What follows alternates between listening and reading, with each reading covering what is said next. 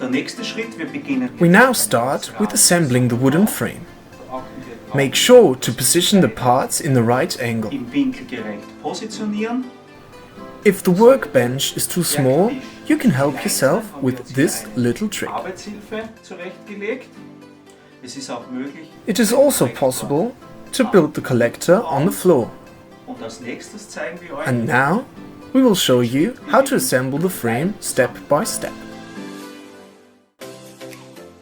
To place the drill holes correctly later, we use an auxiliary template that is half the width of our frame wood. To find the right spot for the drill holes, mark the center points accurately on both sides. Then we use a wood drill for pre-drilling.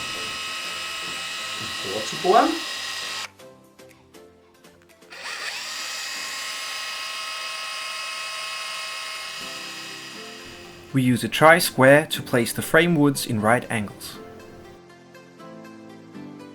We now check the measurement accuracy by measuring the diagonal. You have placed the timbers correctly when both opposite corner points have the same distance.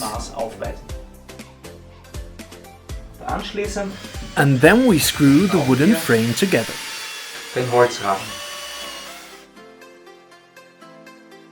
Attention! It is best to check right at the beginning whether the door is big enough to remove the assembled collector. The diagonal of the door should be 5 to 10 centimeters bigger than the width of the collector. Thank you for watching. In the next video, mounting the rear panel and insulating the collector.